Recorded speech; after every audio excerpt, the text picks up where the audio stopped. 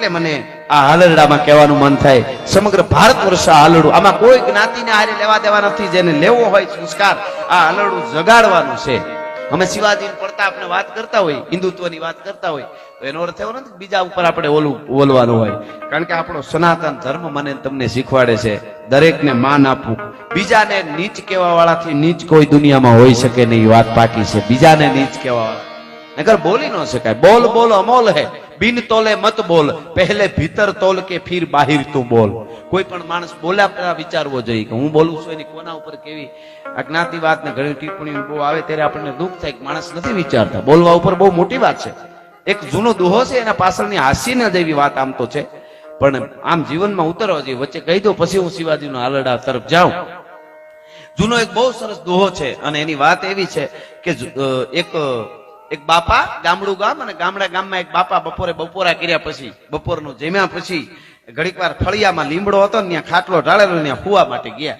એ ગામડાની એક મજા હોય, પછેડી પલાળી લે એટલે ઈ એનું એસી પલાળી હુઈ જાય એટલે ઈ જે નીંદર આવે આપણે એનાથી આઘા ન હોયા જાય. મને તો ઈ થાય. મારા પ્રોગ્રામમાં હમણાં હું કહું છું, વિજ્ઞાનને સીધો પ્રશ્ન છે. વિજ્ઞાનને કે તમે આગળ લઈ ગયા, મંગળ સુધી પૂગી ગયા, એનો મને વાંધો નથી, સારી વાત. ચંદ્ર સુધી જાઓ, એ જવું જોઈએ, જરૂરી છે. 21મી સદી છે. પણ અહીંયા 100 વર્ષ જીવતા હતા એને 70 પુગાડી દીધા. ઈ ક્યાંથી આપશો? 30 વર્ષ આપો હાલો. આખું બધું ફેરવી રાખ્યું ને. વિજ્ઞાન આવ્યા પછી જ આ બધું થયું છે. તો કારણ કે વિવેક, મુદ્દો એમાં વિવેક સિવાય કઈ છે જ નહીં. વિવેક થી વધારે વિવેકમાં તમે નો રહી એટલે અમૃતે ઝેર છે. સ્વામી વિવેકાનંદ પૂછ્યું વધારે ખતરનાક ઝેર કયું દુનિયામાં? તો કે વિવેક બહાર જાય એ બધું ઝેર. દૂધે વિવેક થી વધારે એટલે માપ બાર જાય એટલે ઝેર. જ્ઞાને માપ બહાર જાય એટલે ઝેર. કોઈ પણ વસ્તુ વિવેક થી વધારે. તમે કોઈ ગાડી લઈ અને જાતા હો, ગાડી લઈ એટલે ગાડીમાં સ્પીડ હોય 240 ની સ્પીડ હોય કે 220 ની સ્પીડ હોય. 220 એટલે એની કંપનીની લેબોરેટરી માંથી પાસ થઈ ગઈ છે. 220 હાકો તો હાકે, હાલે જ ગાડી. કાંટો બતાવે છે 220 સુધી જાય એવું તો એ હાલે ગાડી, ના ન પાડે. પણ 220 નો જવાય એને કહેવાય વિવેક. આટલું છે. ઓલો એક જણે નવી ગાડી લીધી તેના પપ્પાને પગે લાગ્યો, પપ્પા હું જાઉં છું, નવી ગાડી છે તો હું જાઉં છું માતાજીએ અને મને આશીર્વાદ આપો. એનો પપ્પો કે 120 સુધી મારા આશીર્વાદ તારી સાથે છે, આગળ જાય તો હું મારા આશીર્વાદ વાહે રહી જાય. મારા આશીર્વાદની સ્પીડ 120 છે, પછી તું 200 કરી તો આશીર્વાદ બહુ ભલે રહી જાય, દેખાય નહીં. એમ વિવેક જે છે ને એ ભૂલી ગયા એટલે પૂરું. એટલે બોલ બોલ અમોલ હે, બિન તોલે મત બોલ. બોલ્યા પેલા વિચારવું પડે. એટલે હું આ વાત આપને કહું. એ બાપા, ગામડાના બાપા કુવા ગયા લીમડા હેઠ. એમાં કાગડો ને કાગડી લીમડા ઉપર આવીને ક્રા ક્રા ક્રા ક્રા ક્રા અવાજ કરવા માંડ્યા. એટલે બાપાએ બેકવાર હાટ હાટ કર્યું પણ ઉડ્યા નહીં. એટલે બાપા થયા ઉભા થઈ અને ઝૂંપડું હતું ત્રાટા વાળું, એની તરફ ચાલતા થયા. હાલતા હાલતા કે હમણાં ઝૂંપડામાંથી તરવાર લઈ લીમડા ઉપર ચડીને કાગડા ને કાગડીના કટકા કરી નાખું, કાપી નાખું. કાગડા અને કાગડી હામું જોયું. કાગડી કે ઉડી જવાય હો, તરવાર લેવા જાય. કાગડો કે એને બુદ્ધિ નથી. તરવાર લઈને આવે, લીમડે ચડે, મારા ઉપર ઘા કરે આપણા ઉપર, તો આપણે ઉડી ન જાય. ભગવાને પાંખું આપી, સરસ આપી છે આપણને. હવે એ તો એ આપણે મારી હકે કોઈ. કાગડી કે વાત સાચી પણ આમ વિચારવા જેવું તો છે જો. તો કે નહીં જોવું છે કેમ તરવાર લઈને આવે ને કાપે છે. એટલે ગયો બાપો ઝૂંપડા ત્રાટામાં, અંદરથી તીરકામઠું લીધું. તીરકામઠું લઈને ત્રાટા હોરું ઝીણી નજરે આમ નિશાન લીધું ભાઈ, અને પણચને ખેંચી સરક ફડાક કરતું માર્યું નિશાન લઈને. કાગડાની છાતી હોરું તીરકામઠું ગયું, ક્રાં ક્રાં કરતો ખાટલે પડ્યો કાગડો અને રાયડું મીડો નાખવાનું. કાગડી બિચારી ઉડતી ઉડતી માથે આવીને કે કાગડા હું કહેતી હતી લ્યો તું મરી ગયો. હું કહેતી હતી કે આ ભાભો જાય છે અને એનામાં ફેર છે કઈ. ઉડી ગયા હોત તો તું જીવતો હોત. હવે હું મરી ગયો, મારું પૂરું, તું મરી ગયો, મારું પૂરું થઈ ગયું, એકલી થઈ ગઈ. કાગડા કાગડા તું મરી ગયો, કાગડા તું મરી ગયો. જયારે બહુ કીધું ને ત્યારે આ દેશના પક્ષીને સંબોધીને કવિઓએ આપણને સમજાવવા માટે કીધું છે. એ કાગડાએ જે જવાબ આપ્યો ને એ સાંભળવા જેવો. કે શું કેશો કાગડી, હું મરી ગયો એમ?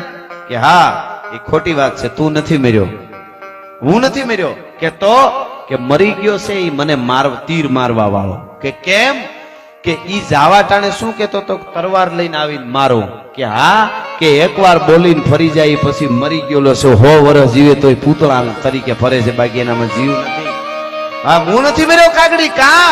તો કે બચન પલટો સો મુઓ કાગ મુઓ ન જાન. એક વાર બોલીને ફરી જાય ઈ મરે. બચન પલટો સો મુઓ, આ કાગ મુઓ ન જાન. લેન કયો તરવાર કો અને કર ઉઠાયો બાણ. જાવા ટાણે કહેતો તો હું તરવાર લઈને આને મારું, અને પછી બાણ માર્યું. ઈ કેવા વાળો બોલીને ફરી ગયો, ઈ જ મરી ગયો. એટલે બોલ બોલ અમોલ હે, બિન તોલે મત બોલ, પહેલે ભીતર તોલ. એવા વેણને કાઢીએ કોકના દિલમાં ઠેસ વાગે, એવું આપણે ત્યાં કહેવાય. બોલવાનું જે ઝેર છે ને, સમાજમાં બોલવાથી જે ઝેર ફેલાય છે ને, હું તો અહીં યુવાનો છે અને કાયમ મારા પ્રોગ્રામમાં કહું, જ્ઞાતિવાદ કરે એવો અને ખરાબ જે ભડકા કરે એવા મેસેજ હોય ને, એને બ્લોક જ કરજો. તમારામાં કોઈ મેસેજ નાખે ને આને ફેરવી જોઈએ ને સીધો બ્લોક જ કરજો. મિત્રો એ હારા રાખજો, ભલે થોડા હોય પણ માવા હારું થઈને ખિસ્સા પાડી નાખે એવા મિત્રો રાખવા જ નહીં કોઈ દી, કાયમી ન આવે. ભલે 5 જ મિત્રો હોય પણ અડધી રાતે આવીને કે હું તારો મિત્ર છું, અડધી રાત જે હોંકારો હોય એવા મિત્રો તમારે રાખવા. અને એ સંસ્કાર મારે તમારે પાયામાંથી, સંસ્કાર સિવાય સંસ્કાર હશે તો વિવેક આવશે, અને વિવેક હશે તો તમે વિજ્ઞાનનો ઉપયોગ પણ એ વિવેકથી કરી શકશો.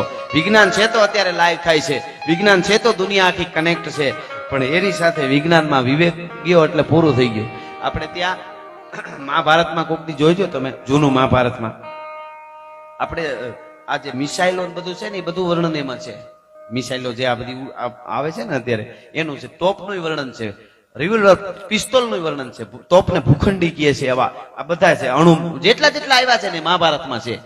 જૂનું મહાભારત ધ્યાનથી તમે વાંચશો એ બધું. પછી આપણા ઋષિ મુનિઓએ શું કર્યું ખબર? મહાભારતનો યુદ્ધનો જે આખો કેર જોયો ને, બધો વિનાશ જોયો ને, એટલે એ પુસ્તકોને હંકરીને મૂકી દીધા હતા કે આ માણસને જીવતું રહેવું હોય તો હાદા મકાન, હાદો પોશાક, સહજમાં મળતો આનંદ અને હાદો ખોરાક, આનાથી જરાક આગા ગયા એટલે વિશ્વ યુદ્ધ જેને અટકો, એનાથી બીજું કઈ છે જ નહીં.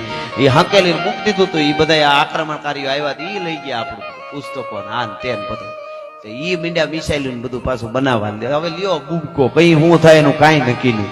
કોના હાથમાં પરમાણુ આવી જાય અને કોણ બહબાહટી બોલાવી દે. નાશ કરશે તો વિજ્ઞાન જ કરશે. વિજ્ઞાનનો હારો કરવા જેવો છે, વિજ્ઞાન જરૂરી છે. પાછું આવડું હું 21મી સદીનો કલાકાર છું, મને ખબર પડે, પણ વિવેક જો ગયો તો આપણે અટાણે કેવી ફળફળાટી બોલે છે, અળગાવી દેવા સિવાય ધંધો નહીં. ભારતે તો દુનિયાને જીવન કેમ જીવવું એ રસ્તો બતાવ્યો છે. ઈ ભારતીય સંસ્કાર, ભારતીય પરંપરા. યુદ્ધોમાં વિવેક હતા આપણે ત્યાં. કોઈ દુશ્મનને હાંજ થાય એટલે યુદ્ધ બંધ હતું. અટાણે છે એવું, હાંજે બહબહટી બોલાવે, હાંજ થાય એટલે યુદ્ધ બંધ. પછી એકાબીજાના જે તંબુ હોય એમાં સમાચાર પૂછવા જતા હતા કે ભાઈ કેમ છે, અથવા તો દવા જે કાંઈ બધું. અને કોઈ હારો માણસ યુદ્ધમાં હોય ને એ કાયમ આવી જાય, મરી જાય તોય પણ યુદ્ધ બંધ કરી દેતા હતા. બસ અમે દાદા ભીષ્મ પડી ગયો છે આજ, હવે કોઈ યુદ્ધ ન કરતા કાલ સુધી. શું યુદ્ધમાં પણ વિવેક હતા. આ બધું આપણે ત્યાં હતું. એ દુનિયાને એકવાર આવવું જ પડશે. ભગવાન કૃષ્ણની ગીતાના ન્યાયે આપણે ત્યાં શિક્ષણમાં અત્યારે પુસ્તકો અપડેટ કરવા પડે ને, નવા પુસ્તકો લઈ આવવા પડે, નવા કે ભાઈ આ વર્ષે આ નવા પાઠ્યપુસ્તકો. દુનિયામાં, આપણે ત્યાં નહીં, આખી દુનિયામાં અપડેટ માંગે છે. સોફ્ટવેરોમાં અપડેટ માંગે, બધું માંગે. પણ 5000 વર્ષ પહેલા મારો તમારો બાગ ભગવાન દ્વારકાધીશ ગીતામાં બોલ્યો છે, એક શ્લોકનો એક શબ્દ તમે અપડેટ ન કરી શકો, નવો ન કરી શકો. એને જે કીધું એ સ્વીકારવું જ પડે. એને પ્રકૃતિની સેવા કરવાનું એ કહ્યું. ગોવર્ધનની પૂજા એટલે પ્રકૃતિના ડુંગરાઓ ના બગાડો, નદીઓ ના બગાડો.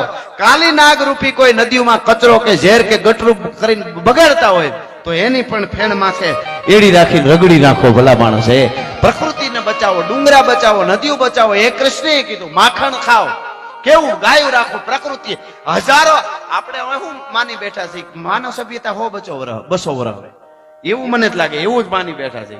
પણ હજારો વર્ષની સભ્યતા આપણી ભારત વર્ષની છે, બધા દુનિયા નહીં પેલાની. એ બાજુ જો જવું હોય તો વિવેક, આ બધું ભગવાન કૃષ્ણ કેમ જીવવું પડશે અને રાખવું પડશે. અત્યારે માણસને ખબર નથી. અમે ઘણી વાર જોઈએ દીકરા દીકરી 20-22 વર્ષના, 15 વર્ષના કે 25 વર્ષના હોય. અમે પ્રોગ્રામ પૂરો કરીને 2-2:30 વાગે જઈએ ચા પીવાનું હોટલોમાં, અમદાવાદ મોટા સિટીઓમાં.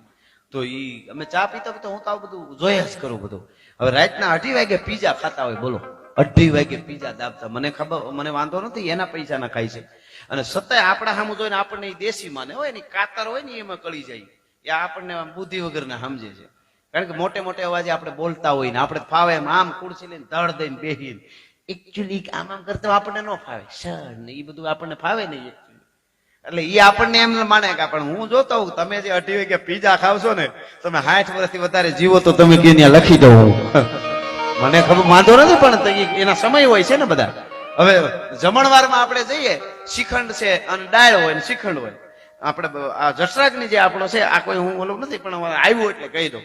એ આમ કરીને આમ ચમચી લઈને શ્રીખંડ મોઢામાં નાખે એટલે આપણને કુદરતે એવી જઠરાગ્નિ આપી છે કે એ ઠંડુ પચાવવા માટેની જઠરાગ્નિ આખી અંદર તૈયાર થાય. શ્રીખંડ અંદર ગયું એટલે ઠંડાને પચાવવાની ક્રિયા એની શરૂ થાય. એ હજી શરૂ કરવાની તૈયારીમાં હોય ને ત્યાં માથે તાતી ડાળ નાખે ગરમ.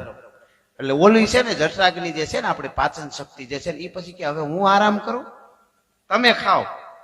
અને પછી આમ આમ આમ પછી 2:30 વાગે ને જેમાં પછી કલાક હજી ન થાય તો ઈનો છે ના ના માર તું તાર 60 વર્ષ અમને કઈ વાંધો નથી.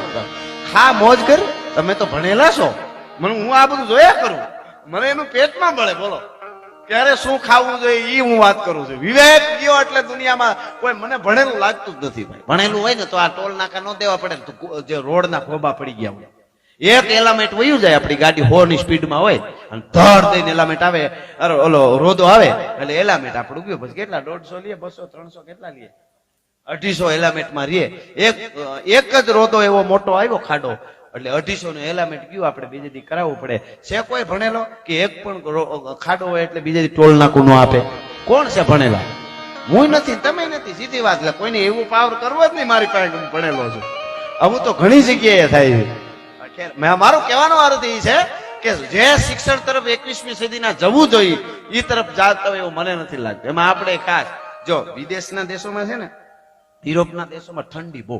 5 વાગે એટલે ઓફિસે નથી ઘરે પહોંચી જવું પડે, નહીતર બરફ પડી જાય ફલાણું ઢીકડું. અને સવારમાં 10-11 વાગે ઠેઠ પહોંચી શકાય, ત્યાં સુધી બરફ ના અંતે હોય. હવે ઈ કાયદા બધું આપણને દઈ ગયા અહીંયા અંગ્રેજો બધું. તો આપણે 11 વાગે તડકો ધમ થઈ ગયો હોય, અહીંયા 7 વાગ્યા માંથી બધું રેડી હોય, 11 વાગે ઓફિસો ખુલે. ઈ વખત તો હું કોઈ ઓલું નથી કરતો. અને 5 વાગે તો બધું ઓફિસો વધીને 5:30 6 તો બધું પૂરું કરીને જટ ભાગો જેમ. અને બપોરે 1:30 વાગે ગધેડા સુઈ ગયા હોય, કૂતરા આરામ કરી ગયા હોય, તઈ આપણે ફાઇલો લઈને આ ઓફિસ થી ઓલી ઓફિસમાં તડકા ધ્રમના રખડતા હોય. બોલો.